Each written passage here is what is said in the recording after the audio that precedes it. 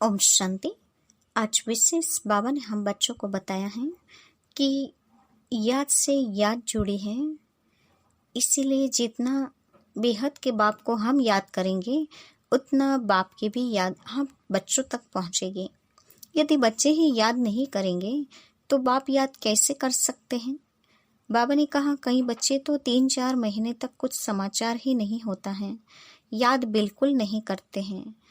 और बाबा ने कहा समाचार भी नहीं देते हैं। साथ ही बाबा ने कहा इम्तिहान होने से पहले ट्रांसफ़र हो नहीं सकते हैं, तो इम्तिहान ज़रूर होगा इस पढ़ाई में। आगे चल इम्तिहान बहुत ज़ोर से शुरू हो जाएगा। जैसे बाबा ने कहा कि लौकिक में जो स्टूडेंट होते हैं उसको सारी अकल होती है कि टीचर ने जिस रीति पढ़ाया है उस रीति हम पास होंगे या नहीं होंगे। लेकिन यहाँ तो बाबा ने कहा एक ने हाथ उठाया तो सब साथ में उठा देते हैं, दिल में ये समझते नहीं कि हम बन सकेंगे या नहीं।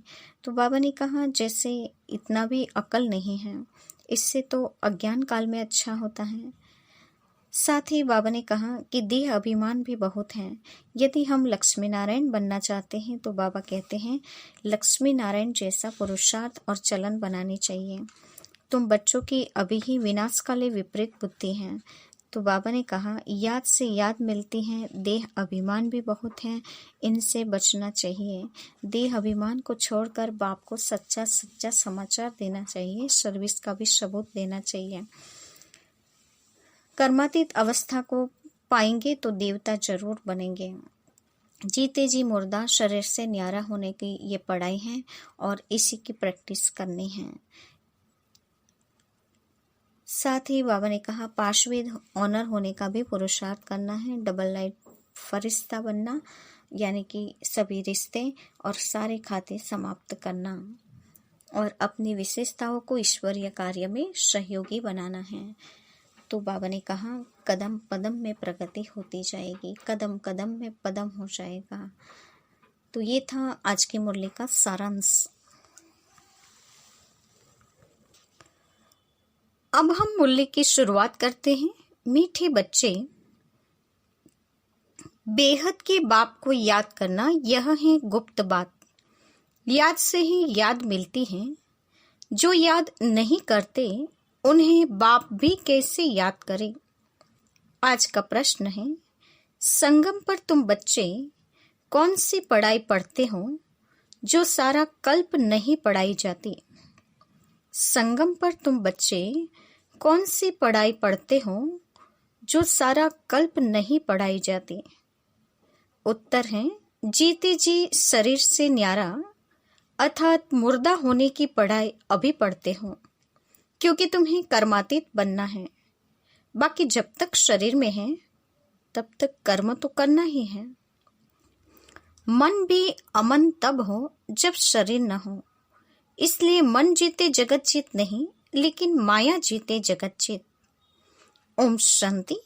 बाप बेट बच्चों को समझाते हैं, क्योंकि यह तो बच्चे समझते हैं, बेसमझ को ही पढ़ाया जाता है। अब बेहद का बाप ऊंचे ते ऊंच भगवान आते हैं तो किसको पढ़ाते होंगे। जरूर जो ऊंचे ते ऊंच बिल्कुल बेसमझ होंगे।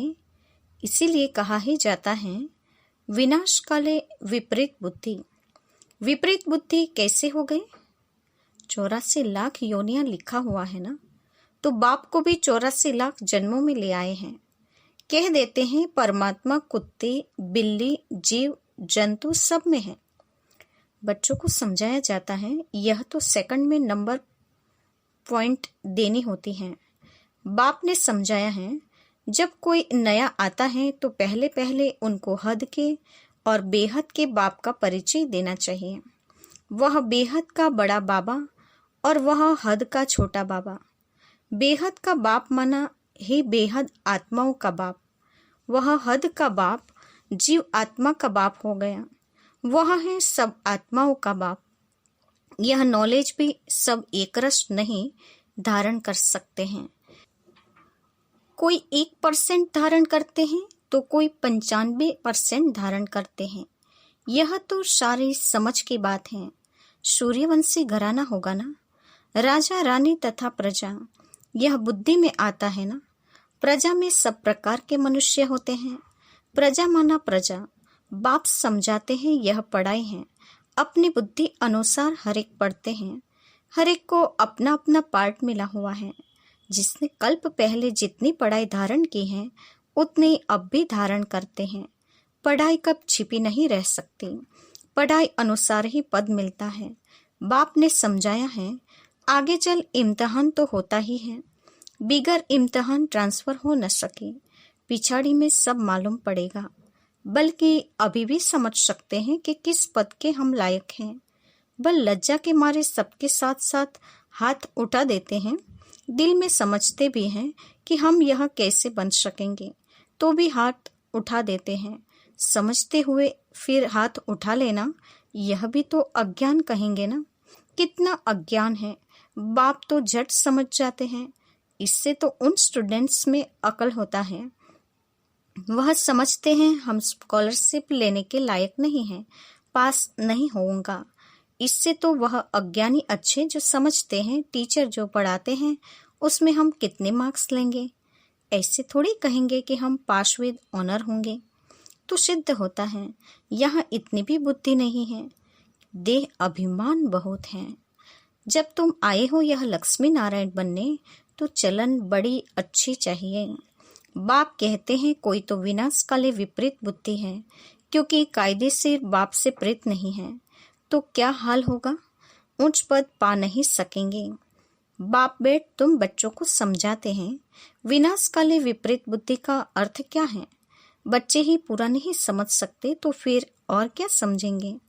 जो बच्चे समझते हैं हम श्री बाबा के बच्चे हैं, वही पूरा अर्थ को नहीं समझते। बाप को याद करना यह तो है गुप्त बात। पढ़ाई तो गुप्त नहीं है ना। पढ़ाई में नंबरवार है।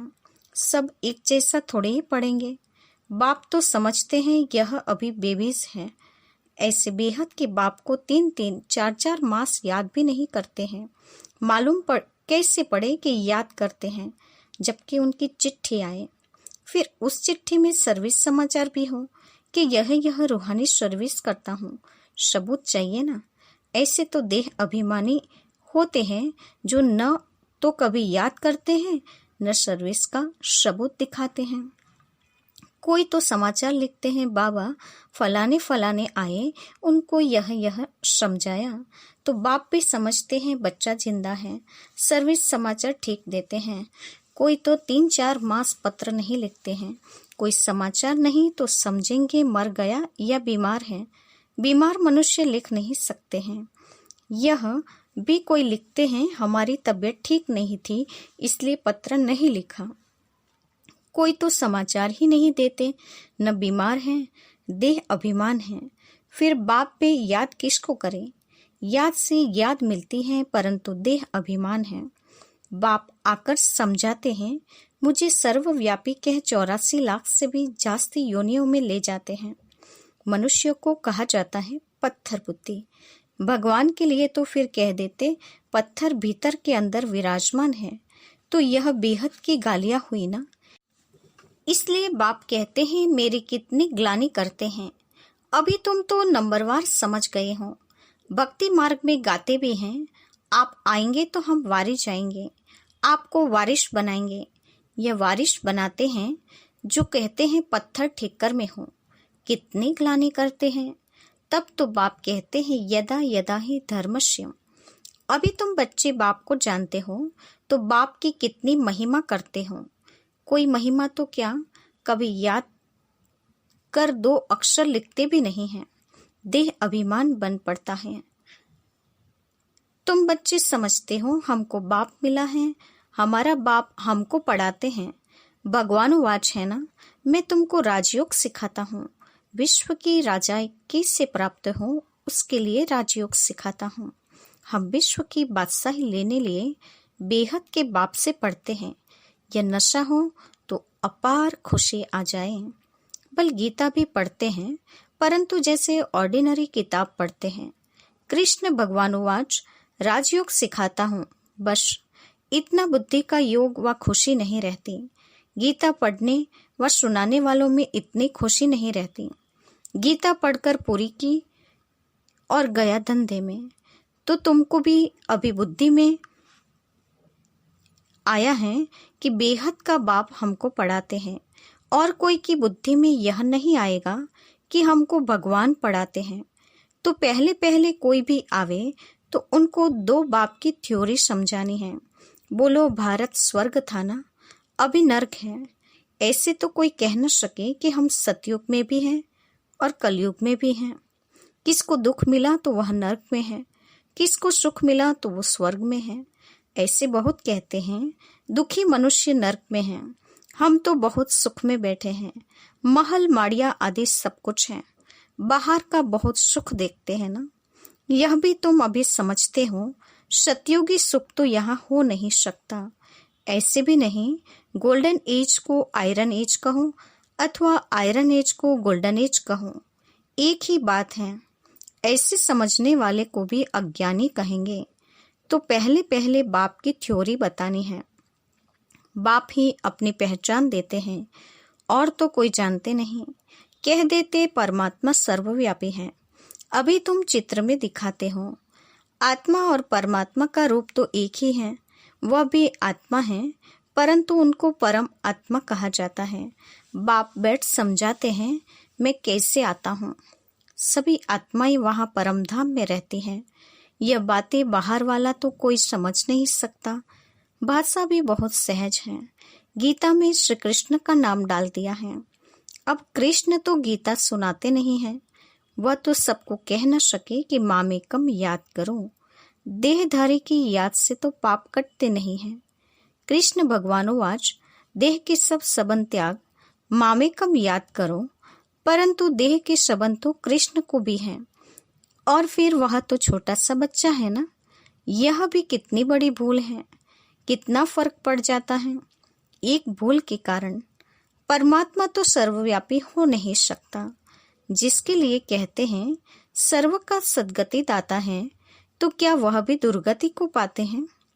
परमात्मा कब दुर्गति को पाता है क्या?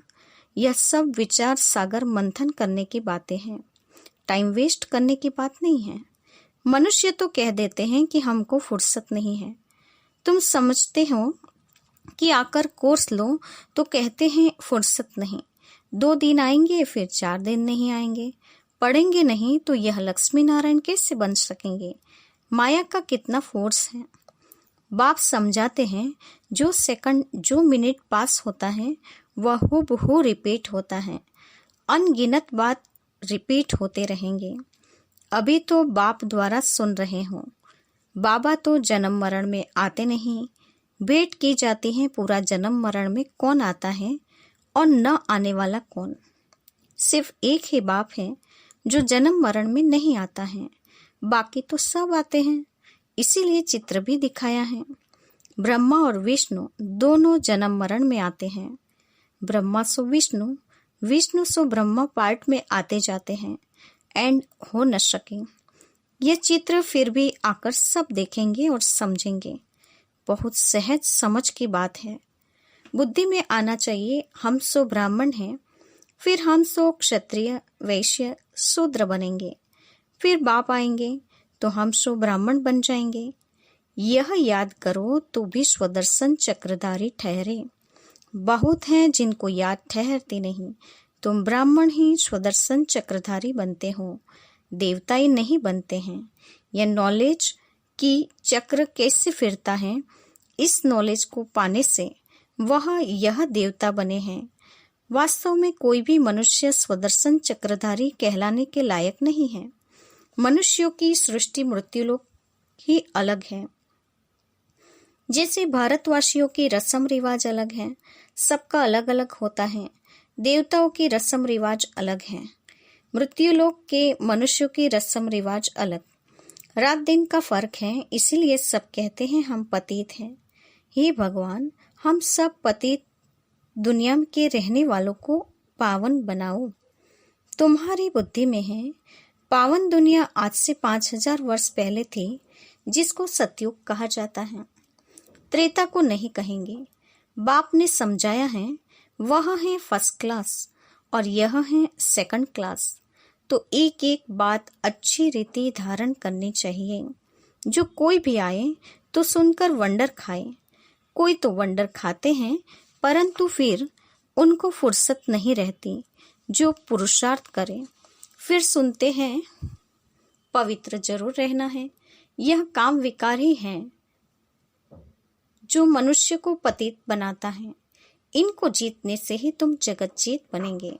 बाप ने कहा भी है, काम विकार जीत जगत जीत बनो। मनुष्य फिर कह देते, मन जीते जगत जीत बनो। मन को वश में करो। अब मन अमन तो तब हो जब शरीर न हो, बाकी मन अमन तो कभी होता ही नहीं। देह मिलती ही है कर्म करने के लिए, तो फिर कर्मातीत अवस्था में कैसे रहेंगे? कर्मातीत अवस्था कहा जाता है मुर्दे को। जीते जी मुर्दा शरीर से न्यारा।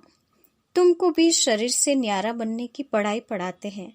शरीर से आत्मा अलग है। आत्मा परमधाम की रहने वाली है।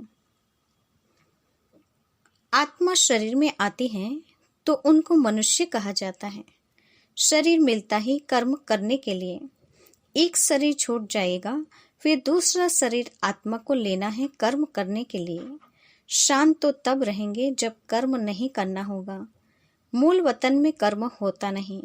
सृष्टि का चक्र यहाँ फिरता है। बाप को और सृष्टि चक्र को जानना है। इसको ही नॉलेज कहा जाता है। यह आंखें जब तक पतित क्रिमिनल हैं, तो इन आंखों से पवित्र चीज देखने में आ नहीं सकती। इसलिए ज्ञान का तीसरा नेत्र चाहिए।